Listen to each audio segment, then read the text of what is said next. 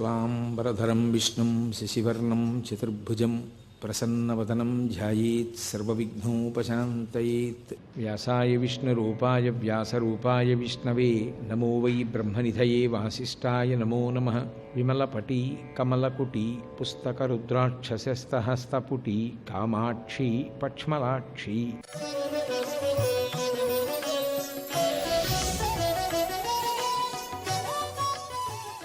హస్తామలకాచార్యుల వారి పేరు శంకర భగవత్పాదులే ఆ పేరు ఉంచారు అనిపిస్తుంది శంకర విజయాలు చదివితే.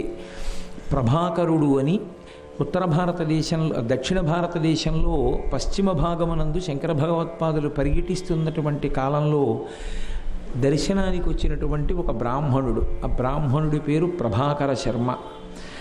ఆయన శంకరాచార్యుల వారి దర్శనం చేసుకున్నాడు. ఆయన మీమాంసకుడు, కర్మ మార్గమునందు బాగా నమ్మకం ఉన్నటువంటి వాడు. ఆయన శంకరాచార్యుల వారికి నమస్కారం చేసి తన కష్టం ఒకటి చెప్పుకున్నాడు. నాకు ఒక కుమారుడు కలిగాడు. ఆ కుమారుడికి పాఠం చెప్తే అర్థం కాదు, ఏమీ మాట్లాడటం, జడం ఎలా ఉంటుందో అలా ఉంటాడు. జడము అన్న మాటని కొంచెం జాగ్రత్తగా అర్థం చేసుకోవాలి. జడానాం చైతన్య స్తబక మకరంద శృతిఝరి అంటారు శంకరాచార్యులు వారి సౌందర్యలహరిలో. జడమన్న మాటకు అర్థం ప్రాణము లేనిది అని కాదు, ప్రతిస్పందన లేనిది అని. ప్రతిస్పందించకపోతే జడం అంటారు. అందుకే జాతి సర్వనాశనమైపోయేది ఎప్పుడు అంటే ఆ జడత్వం వస్తే పాడైపోతుంది. ఆ జడత్వాన్ని పోగొట్టగలిగినటువంటి వాళ్ళు మీకు ముగ్గురు కనపడతారు శాస్త్రంలో. ఆ ముగ్గురిని ఉపాసన చేస్తే తప్పకుండా జడత్వం విడిచిపెడుతుంది. జడత్వం అంటే వాడికి తెలియదని అనుకోకూడదు, వాడికి తెలుసు. అరే ఇంత వయస్సు వచ్చింది, మనం ఉద్యోగం చెయ్యాలని తెలియక కాదు, తెలుసు. అరే నాన్నగారు ఇంత కష్టపడుతున్నారు, మనం చదువుకోవాలని తెలియక కాదు, తెలుసు. తెలుసు చదువుకోడు, తెలుసు ఉద్యోగం చేయడు, తెలుసు బుద్ధిగా ప్రవర్తించడు. ఏ మాటకి ప్రతిస్పందించాలో అలా ప్రతిస్పందించనటువంటి తత్వానికి జడత్వమని పేరు. ఆ జడత్వాన్ని పోగొట్టేటటువంటి వాళ్ళు ముగ్గురు కనపడతారు. ఒకటి స్వామి హనుమ. అందుకే బుద్ధిర్యశో బలం ధైర్యం నిర్భయత్వమరోగత అజాడ్యం వక్పటుత్వంచ హనుమ స్మరణాత్ లభేత్. హనుమని స్మరించినంత మాత్రం చేత జడత్వం పోతుంది, అంటే ప్రతిస్పందించకుండా ఉండే లక్షణం పోతుంది. ప్రతిస్పందనము అన్న మాటకు అర్థం ఏంటంటే, ఓ ఇది మంచి మాట అని మనకు అనిపించింది అనుకోండి, దాన్ని ఆచరించగలగాలి. ఇది మంచి మాట అనిపించి కూడా ఆచరించకుండా ఉండిపోయాడు అనుకోండి, దానికే జడత్వం అని పేరు. అంటే ప్రతిస్పందించలేడు. ఎందువలన ప్రతిస్పందించలేడు అంటే తను పూర్వం ఎలా ఉన్నాడో అలా ఉండడమే సంతోషంగా ఉంటుంది. సూర్యోదయాత్ పూర్వం నిద్ర లేవాలి, విన్నాడు కానీ లేవడు, అదే జడత్వం. ఒకసారి విన్న తరువాత ఎవరు పాటిస్తాడో వాడికి జడత్వం విడిచిపెట్టింది అని గుర్తు. అలా జడత్వం ఎవరిని విడిచిపెడుతూ ఉంటుందో వాళ్ళు ఉత్తములు. వాళ్ళు తొందరగా భగవంతుణ్ణి చేరుకుంటారు. ఆ జడత్వం లోపల ఉండిపోయినంత కాలం ఎన్ని విననివ్వండి, ఎన్ని చదవనివ్వండి, వాళ్ళలో మార్పు రాదు. వాళ్ళు ప్రతిస్పందించరు. ఈ ప్రతిస్పందించకుండా ఉండే గుణాన్ని పోగొట్టగలిగినటువంటి వారు ముగ్గురు ఉన్నారు. ఒకరు స్వామి హనుమ, రెండు పరదేవత అయినటువంటి అమ్మవారు కామాక్షి పరదేవత, మూడవ వారు శంకర భగవత్పాదులు. శంకర భగవత్పాదులు గురుస్వరూపంగా ఈ దేశానికి చేసినటువంటి మహోపకారం ఏమిటంటే, వారు చేసినటువంటి అనుగ్రహ భాషణాలు, వారు చేసినటువంటి వాంగ్మయం, ఆ స్తోత్రములను చదివితే జడత్వం విడిచిపెడుతుంది, ఉత్సాహం పొంగుకొస్తుంది. కాబట్టి ఆ ప్రభాకర శర్మ తన కుమారుణ్ణి తీసుకొచ్చి పరిచయం చేస్తూ, వీడు జడుడు, ప్రతిస్పందించాడు. నేను వేదం చెప్తాను, వినడా, వింటాడు కానీ ఏమర్థమైందో తెలియదు, మళ్ళీ చెప్పరా, చెప్పడం. సంధ్యావందనం చేయరా, చేయడు. అన్నం తినరా, తినడు. పిల్లలతో ఆడుకోరా, ఆడుకోడు. అలా ఉంటాడు. నాకు ఎన్నో మాటలు కొట్టాలనిపించింది కానీ నేను కొట్టలేదు. ఎందుకో కొట్టబుద్ధి వేయలేదు వాడిని. వాడు ఎప్పుడూ ఏదో ఆలోచన చేస్తూ తనలో తాను రమిస్తూ ఆనందిస్తూ ఉంటాడు. ఇది కొంచెం ఆశ్చర్యకరమైనటువంటి లక్షణం. సాధారణంగా గత జన్మలలో చేసుకున్నటువంటి కర్మలన్నీ పూర్తయిపోయి ఏదో కొద్ది కర్మ మిగిలిపోతే అటువంటి మహాజ్ఞానులుగా ఆవిర్భవిస్తారు. వాళ్ళకి ఇంకా తమ సహజ స్థితి నుండి కిందకి జారడం ఇష్టం ఉండదు. ఆత్మానుభవాన్ని పొందేటటువంటి వాడు మౌనంలో అనుభవిస్తాడు. నోటి వెంట మాట్లాడితే ఆత్మానుభవానికి అది ప్రతిబంధకం. అందుకని మాట్లాడకుండా అనుభవిస్తారు. శంకరాచార్యుల వారి దగ్గరికి తీసుకొచ్చి చూపించాడు, వీడు జడుడు ఇలా ఉంటున్నాడని. వెంటనే శంకర భగవత్పాదులు అడిగారు, కస్త్వం, ఎవరు నువ్వు అని అడిగారు. ఇప్పటి వరకు నోరు విప్పనటువంటి ఆ పిల్లవాడు అద్భుతమైనటువంటి స్తోత్రం చేశాడు. అందులో తాను ఆత్మస్వరూపిణి అన్నదాన్ని నిర్ధారణ చేస్తూ, నేను ఈ శరీరం కాదు, ఇంద్రియాలు కాదు, మనస్సు కాదు, బుద్ధి కాదు, బాహ్యమైనటువంటిది ఏదీ నేను కాదు, సర్వత్ర నిండిపోయినటువంటి ఆత్మయే నా స్వరూపమని మాట్లాడాడు. వెంటనే శంకర భగవత్పాదులు ఎంతో సంతోషించారు. ఆ తండ్రి కొడుకు మాట్లాడాడు కదా అని మళ్ళీ ఇంటికి తీసుకెళ్ళిపోయాడు. మళ్ళీ ఇంటికి తీసుకు వెళ్ళగానే ఆ పిల్లవాడు మాట్లాడటం మానేశాడు. కాబట్టి ఈ పిల్లవాడు నాకు పనికొచ్చేవాడు కాడు, గురువుగారికి మాత్రమే పనికొస్తాడు. అక్కడే అతను ఆత్మానందం అనుభవించగలడని శంకర భగవత్పాదులకి తీసుకొచ్చి అప్పచెప్పారు. శంకరాచార్యుల వారు హస్తామలకుడు అని పేరు పెట్టారు. హస్తామలకుడు అన్న మాటకు అర్థం చేతి ఎందు ఉసిరికాయ అని. పెద్ద ఉసిరికాయ అంటాం మనం, చేతిలో పెట్టుకున్న పెద్ద ఉసిరికాయ.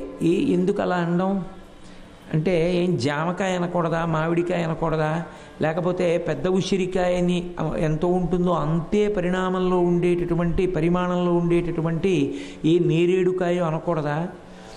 ఉసిరికాయనే అంటారు. ఎందుచేతంటారంటే, చేతిలో పెట్టుకున్నప్పుడు చాలా తక్కువ ప్రాంతాన్ని ఆక్రమించి మీరు చెయ్యి తిప్పి చూస్తున్నప్పుడు కాయ అంత బాగా కనపడేటట్టుగా ఉండేది ఉసిరికాయ ఒక్కటే. అరిచేతిలో పెట్టుకుంటే అది ఆక్రమించినంత తక్కువ చోటు, అది కనపడినంత బాగా ఇంకా ఏదీ కనపడదు. చేతిలో పెట్టుకున్న ఉసిరికాయ ఎంత స్పష్టంగా కనపడుతుందో, ఆయనకి ఆత్మ అనుభవంలోకి అంత సులభంగా వచ్చింది. అంటే గత జన్మలలో చేసుకున్నటువంటి పుణ్యం, దాని వలన ఈ జన్మలో అయినటువంటి స్థితిని పొందగలిగాడు. అందుకని శంకరాచార్యుల వారు ఆయనకి హస్తామలకాచార్యులు అని పేరు పెట్టారు. హస్తామలకీయము అని ఆయన చేసినటువంటి స్తోత్రానికి వ్యాఖ్య కూడా చేశారు. కాబట్టి హస్తామలకుడు అని ఒక శిష్యుడు. శంకర భగవత్పాదులు ఎక్కడ ఉన్నా సరే ఈ నలుగురు శిష్యుల చేత పరివేష్టింపబడి ఉంటారు. అందరిలోకి వయస్సులో పెద్దవారు సురేశ్వరాచార్యుల వారు.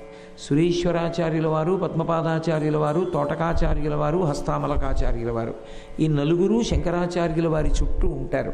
శంకరాచార్యుల వారికి షణ్మత స్థాపనాచార్య అని ఒక బిరుదు. ఎందుచేత అంటే, శంకరులు అవతార స్వీకారం చేసినటువంటి సమయంలో అసలు పూజా విధానం మీద ఒక నిర్దిష్టమైన అవగాహన లేదు. అన్నీ ఒకెత్తైతే అసలు పూజా విధానంలో ఒక భయంకరమైన లోపం ఒకటి ఉండేది. వామాచారం విశేషంగా ప్రబలిపోయి ఉంది. వామాచారం అంటే పూజ యందు చాలా క్రౌర్యముతో కూడుకున్నటువంటి లక్షణాలు ఉంటాయి. ఏదో మద్యాన్ని నివేదన చేయడం, చాలా భయంకరమైనటువంటి పూజా కార్యక్రమాన్ని చేయడం, అవి చేస్తూ ఉంటారు. చాలా ఉగ్రంగా ఉంటుంది ఆ పూజ. దాన్నంతటినీ కూడా వాదించి వాళ్ళని బాగా అనునయించి, వాళ్ళు శంకరాచార్యుల వారి సిద్ధాంతాన్ని అంగీకరించేటట్టు స్ఫూర్తిగా వాదించి, దాని వలన వామాచారం ఈ దేశాన్ని విడిచిపెట్టి సమయాచారం అంటే సాత్వికమైనటువంటి పూజా విధానాన్ని తీసుకొచ్చినటువంటి ఘనత శంకర భగవత్పాదులకే చెల్లింది. అటువంటి శంకర భగవత్పాదులు షణ్మత స్థాపనాచార్యులు. అంటే అసలు వేదంలో ఎవరిని పూజ చేయవచ్చు, ఎవరిని పూజ చేస్తే మీకు సామాన్యమైనటువంటి కోరిక తీరడమే కాదు, ఏ స్వరూపాన్ని పూజ చేసినటువంటి కారణం చేత మనుష్యుడు పొందవలసినటువంటి గతిని పొందుతాడు, భగవంతుణ్ణి చేరుకుంటాడు అనేటటువంటి దాని మీద శంకరాచార్యుల వారు ఒక గ్రంథాన్నే రచన చేశారు. ప్రపంచసారతంత్రము అంటారు దాన్ని. అందులో ప్రధానంగా ఆయన 6 నిర్ణయం చేశారు. వీళ్ళ 6 పూజ చెయ్యవచ్చు. ఈ 6 పూజ చేస్తే ఇహమునందు సమస్తమైనటువంటి సౌఖ్యములు కలుగుతాయి. ఆ భక్తి కారణంగా వాళ్ళని పూజ చేస్తే చేరవలసినటువంటి మార్గాన్ని చేరుకుంటాడు. ఈ 6 సువ్యవస్థితములు. ఇక ఈ 6 తప్ప 7వది ఉండదు. ఈ 6 ప్రధానంగా పూజనీయములని 6 శంకరాచార్యుల వారు నిర్ణయం చేశారు. అందులో మొట్టమొదటిది పరమేశ్వరుడు, శైవము అంటారు. అలాగే శైవము, వైష్ణవము, శాక్తేయము, సౌరము, గణాపత్యము, కౌమారము అంటే సుబ్రహ్మణ్యేశ్వరుడు. కాబట్టి ఈ 6గురిని ఆరాధన చెయ్యవచ్చు. 1 పరమశివుడు, 2 పార్వతీదేవి, మధ్యలో పరదేవతని పెట్టి పరదేవతను ఒక్కదాన్నే ఆరాధన చెయ్యవచ్చు. పరదేవతని ఆరాధన చేసినా కూడా సమస్త సౌఖ్యములు కలుగుతాయి, మోక్ష మార్గానికి చేరుకుంటాడు. 3వది మహాగణపతి, గణపతి పరబ్రహ్మంగా పూజ చేయవచ్చు. 4వది కుమారస్వామి, కుమారస్వామిని పరబ్రహ్మంగా పూజ చేయవచ్చు. 5వది సౌరము అంటే సూర్యనారాయణమూర్తిని పరబ్రహ్మస్వరూపంగా పూజ చేయవచ్చు. 6 శ్రీ మహావిష్ణువు, విష్ణుమూర్తిని పరబ్రహ్మస్వరూపంగా పూజ చేయవచ్చు. ఈ 6టిని పూజా విధానం ఎలా ఉంటుందో, ఎలా చేయాలో నిర్ణయం చేసి అందించారు. కాబట్టి శంకరాచార్యుల వారికి షణ్మత స్థాపనాచార్య అని బిరుదు. మీరు చరిత్రని ఒక్కసారి అవలోకనం చేస్తే ఏదో ఒక్క దేవతా స్వరూపాన్నే పూజ చేయడం ప్రచారం చేసినటువంటి ఆచార్యులు మీకు కనపడతారు. కానీ శంకరాచార్యుల వారిలో ఉన్న గొప్పతనం ఏమిటంటే, శంకరులు ఎవరో ఒక్క దేవతా స్వరూపాన్ని మాత్రమే పూజ చెయ్యమని బోధ చేసిన వారు కాదు. వారు 6గురిని నిర్ధారించారు. ఈ 6గురిలో ఎవరినైనా పూజ చేయవచ్చు, అది వైదికమే. ఈ 6గురిలో ఎవరిని పూజించినా పరమేశ్వరుణ్ణి చేరుతారని షణ్మత స్థాపనాచార్యులై 6గురిని పూజనీయులుగా నిర్ణయం చేశారు. ఈ 6గురిని నిర్ణయం చేసి 6గురి పూజా విధానాన్ని లోకంలో ప్రచారం చేయడానికి శిష్యుల్ని పంపారు. ఏ 6గురు షణ్మత స్థాపనాచార్యులై శంకరాచార్యుల వారు నిలబడిన తరువాత వారి సిద్ధాంతాన్ని ప్రచారం చేసి తిరిగి వచ్చి శంకరాచార్యుల వారిని కలుసుకున్నారో ఆ 6గులే ఇప్పటికీ కంచి కామకోటి మఠంలో చంద్రమౌళీశ్వరారాధన చేసేటటువంటి వేదిక వెనక గోడ మీద ఉంటారు. అందుకే శంకరులు మధ్యలో ఉంటారు, అటు 3 ఇటు 3 ఉంటారు. 6గురు వాళ్ళు షణ్మతములను వ్యాప్తి చేసిన వాళ్ళు. మిగిలిన ఎక్కడైనా మీకు సాధారణంగా శంకరాచార్యుల వారు 4 శిష్యులతోనే కనపడతారు. శంకరులు పాఠం చెప్పింది మాత్రం ప్రతిరోజు ఆయన పాఠం చెప్పినప్పుడు 6000 మంది సన్యాసులు ఆయన చుట్టూ పరివేష్టించి కూర్చుని ఆయన దగ్గర సూత్రభాష్యం వింటూ ఉండేవారు. అటువంటి శంకర భగవత్పాదుల వద్దకు 2 శిష్యులు చేరారు. వాళ్ళిద్దరూ చాలా ఆశ్చర్యకరమైనటువంటి జీవన విధానం ఉన్నవారు. మహాదేవుడు అని దక్షిణ భారతదేశంలో ఒక ఆయన ఉండేవారు. ఆయన మంచి మీమాంసకుడు, కర్మ మార్గమునందు మంచి నిష్ఠ కలిగినటువంటి వాడు. ఆయనకి ఒక కుమారుడు ఉండేవాడు. ఆయన పేరు సర్వజ్ఞాత్ముడు అని పేరు.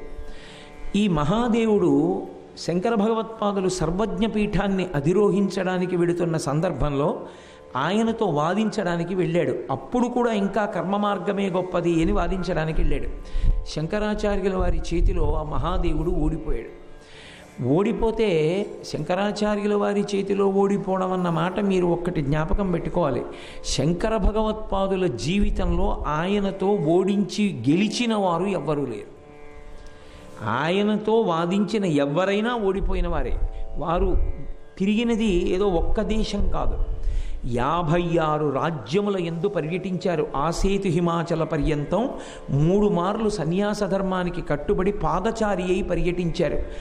అందులో 56 రాజ్యములలో ఆయన పర్యటించినప్పుడు ఎక్కడ ఆయన ప్రభుత్వం యొక్క మద్దతును కానీ రాజు యొక్క అనుగ్రహాన్ని కానీ ఆయన అపేక్షించలేదు.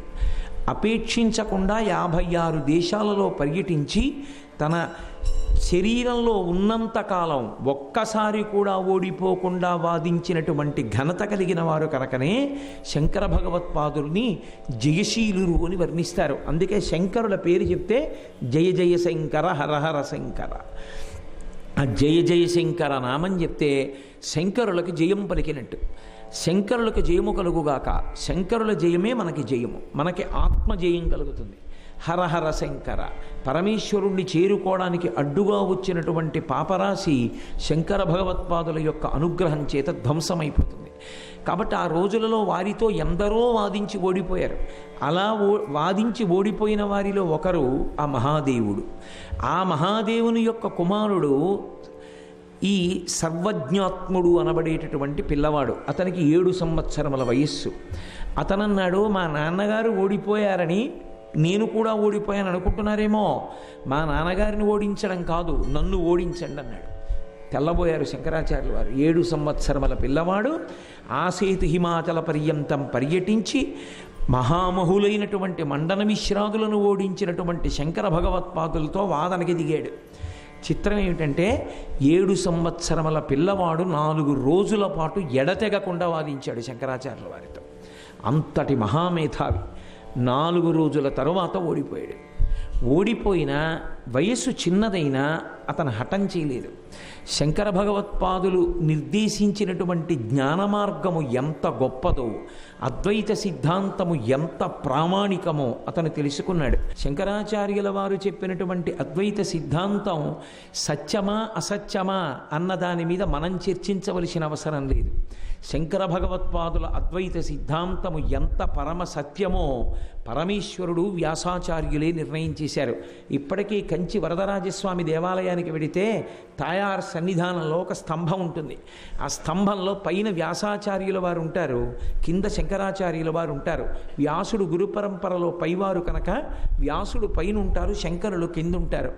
ఎక్కడా లేని రీతిలో వ్యాసాచార్యుల వారు ఒక్క వేలు చూపిస్తూ ఉంటారు, అద్వైతం సత్యం, అద్వైతం సత్యం.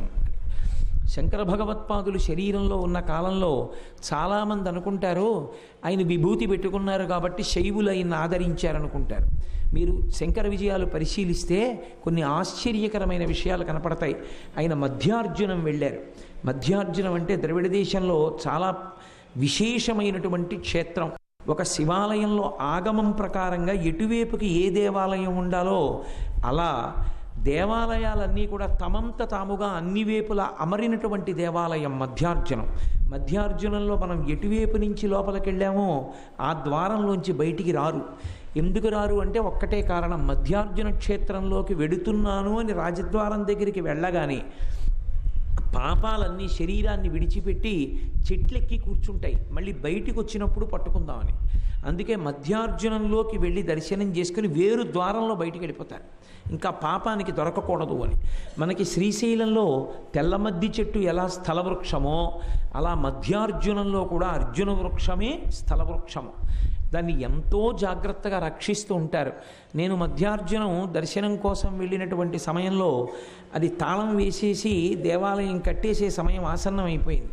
అప్పుడు వాళ్ళది ప్రత్యేకంగా ప్రార్థన చేస్తే తలుపు తీస్తే వెళ్ళి చూస్తే పరమశివుడు ఎంత తెల్లగా ఉంటాడో అలాగే ఉంటుంది. మనకి శ్రీశైలంలో కనపడుతుంది, మళ్ళీ మధ్యార్జునంలో కనపడుతుంది స్థలవృక్షంగా అర్జున వృక్షం. అటువంటి అర్జున వృక్షం ఉన్నటువంటి ఆ మధ్యార్జున క్షేత్రంలో ఉన్న శివలింగం అత్యద్భుతంగా ఉంటుంది, అంత పెద్ద శివలింగం. శంకరాచార్యుల వారు ఆ మధ్యార్జున క్షేత్రంలోకి ప్రవేశిస్తుంటే శైవులే ఆయన అడ్డు పెట్టారు. నువ్వు వెళ్ళడానికి వీల్లేదు, మీమాంసని ఖండించావు, నువ్వు జ్ఞాన మార్గాన్ని ప్రచారం చేశారు కాబట్టి మిమ్మల్ని దేవాలయంలోకి వెళ్ళనివ్వనని. శంకరాచార్యుల వారు ప్రార్థన చేశారు పరమేశ్వరుణ్ణి, శంకర మీరు చెప్పండి, నేను ప్రచారం చేసిన అద్వైత సిద్ధాంతము దోషభూయిష్టమా అని అడిగారు. శివలింగంలోంచి చెయ్యి పైకొచ్చి 3 మాటలు ఊగింది ఆ చెయ్యి. అద్వైతం సత్యం, అద్వైతం సత్యం, అద్వైతం సత్యం అని పరమశివుడు పలికాడు. కాబట్టి ఇవాళ కొత్తగా మనం చర్చించక్కర్లా శంకరాచార్యుల వారి సిద్ధాంతం తప్ప ఒప్ప అని. పరమేశ్వరుడు అంగీకరించిన సిద్ధాంతం ఆ సిద్ధాంతం. పరమ పూజనీయుడై సాక్షాత్ శ్రీమన్నారాయణ అవతారమైనటువంటి వేదవ్యాసుడంతటి వాడు అద్వైతం సత్యం అని ఒక వేలు ఎత్తి చూపిస్తూ ఇప్పటికీ వరదరాజస్వామి కోవిలలో ఉంటాడు. అంత ప్రామాణికమైనటువంటి విషయాన్ని ప్రచారం చేసిన మహాపురుషులు శంకరులు. శంకరుల జీవితం మొత్తం మీద ఒక్క సందర్భంలో కూడా గురువుగారి ఆజ్ఞని ఉల్లంఘించడం కానీ, గురువుగారు ఒకటి చెప్తే తాను ఒకటి చెయ్యడం కానీ, లేదా వేదంలో చెప్పబడినటువంటి సిద్ధాంతానికి ఒక్క అంగుళమైన దాటి ప్రవర్తించడం కానీ ఒక్క క్షణం కూడా చెయ్యనటువంటి మహాపురుషులు శంకర భగవత్పాదులు ఒక్కరే. అందుకే వేదాంతర్గతమైనటువంటి వర్ణాశ్రమ వ్యవస్థని శంకర భగవత్పాదులు సమర్థించి మాట్లాడారు. అటువంటి శంకర భగవత్పాదుల జీవితంలో వారు ఓడిపోయిన సందర్భం లేదు. అయినా ఆ మహాదేవుని యొక్క కుమారుడైనటువంటి సర్వాజ్ఞత్ముడు శంకరుల చేతిలో ఓడిపోయినప్పటికీ ఆయన యొక్క సిద్ధాంత వైభవాన్ని తెలుసుకొని శంకరాచార్యుల వారికి శిష్యుడైపోయాడు. ఒకచో ఒక మాట అంటారు, సురీశ్వరాచార్యుల వారికి దగ్గర ఉండవలసినటువంటి సహాయకునిగా ఈ సర్వాజ్ఞత్ముణ్ణి శంకర భగవత్పాదులు నియామకం చేశారు అంటారు. ఆయన అద్వైతం మీద అద్భుతమైనటువంటి గ్రంథములను మూడింటిని వెలయించాడు. ఆయన రచన చేసినటువంటి 3 గ్రంథములు అద్వైత సిద్ధాంతానికి పరమ ప్రామాణికంగా భావన చేస్తారు. అందులో ఒకదానిలో కర్మ సిద్ధాంతానికి సంబంధించిన విశేషముల గురించిన స్పర్శ ఉన్నప్పటికీ ప్రధానముగా అద్వైత సిద్ధాంతం మీద చర్చ జరిగినటువంటి గ్రంథములు. ఆయన రచించినటువంటి గ్రంథములు సంక్షేప శరీరకం అని ఒక గ్రంథాన్ని, అలాగే పంచప్రక్రియ అనబడేటటువంటి ఒక గ్రంథాన్ని, ప్రమాణ లక్షణం అనబడేటటువంటి ఒక గ్రంథాన్ని, 3 గ్రంథములను రచించాడు ఆయన. అలా చాలా చిన్న వయస్సులో శంకరాచార్యుల వారితో వాదించి ఓడిపోయి శంకరాచార్యుల వారి యొక్క పరిపూర్ణ అనుగ్రహాన్ని పొందినటువంటి చిన్న పిల్లవాడు ఆ సర్వజ్ఞాత్ముడు. శంకర భగవత్పాదులు చాలా చిన్న వయస్సులో గోవింద భగవత్పాదాచార్యుల వారి యొక్క అనుగ్రహాన్ని ఎలా పొందారో అలా శంకరాచార్యుల వారి అనుగ్రహాన్ని పొందినటువంటి పిల్లవాడు ఆ సర్వజ్ఞాత్ముడు. అలాగే 2వ శిష్యుడు ఒక ఆయన ఉంటారు, ఆయన పేరు పృథివీతరుడు అంటారు. శంకరాచార్యుల వారికి ముందే చాలామంది బ్రహ్మసూత్రానికి భాష్యం చేశారు. ఎంతమంది భాష్యం చేసినప్పటికీ వ్యాసాచార్యుల వారు శంకరాచార్యుల వారి అవతార స్వీకార సమయమునందు ఎంతో సంతోషించారు. బ్రహ్మసూత్రాలకి ఖచ్చితమైన భాష్యం ఇవ్వగలిగినటువంటి మహాపురుషుడు అవతరించాడు అని. అందుకే వ్యాసుడంతటి వాడు మీరు వ్రాసినటువంటి భాష్యమే సప్రమాణికము, ఈ భాష్యాన్ని ప్రచారం చెయ్యడానికే ఇంకొక 16 సంవత్సరములు శరీరంలో ఉండవలసింది అని వ్యాసుడు కోరుకుంటే శంకరాచార్యుల వారు ఇంకొక 16 సంవత్సరములు శరీరంలో ఉన్నారు. లేకపోతే ఆయన 8కి శరీరం విడిచిపెట్టాలని ఒకసారి, 16కి విడిచిపెట్టాలని ఒకసారి అనుకుని 32 సంవత్సరముల వరకు శరీరంలో ఉన్నటువంటి మహితాత్ములు శంకరులు. కాబట్టి వ్యాసుడు చేసినటువంటి బ్రహ్మసూత్రాలకి భాష్యం శంకర భగవత్పాదులు చేసిన తరువాత అంతకుముందు భాష్యరచన చేసిన వాళ్ళందరూ కూడా తాము చేసిన భాష్యం ఎంత తప్పుగా ఉందో అర్థం చేసుకున్నారు. అలా తప్పుగా భాష్యరచన చేశానని అర్థం చేసుకుని శంకరాచార్యుల వారి దగ్గరికి వచ్చి తన గ్రంథాన్ని విడిచిపెట్టేసిన వారిలో ఒకడు పృథివీతరుడు. ఆయన సర్వజ్ఞాత్ముడిలా చిన్నపిల్లవాడు కాదు, వయస్సులో పెద్దవాడు. ఆ పృథివీతరుడు శంకర భగవత్పాదులు జీవితంలో పెట్టుకున్నటువంటి లక్ష్యాలలో ఒక లక్ష్యాన్ని సాధించడంలో అనితర సాధ్యమైనటువంటి మహోపకారాన్ని చేశాడు. శంకరుల పట్ల అంత కృతజ్ఞతాభావంతో ప్రవర్తించాడు. సర్వం శ్రీ ఉమామహేశ్వర పరబ్రహ్మార్పణమస్తు. స్వస్తి.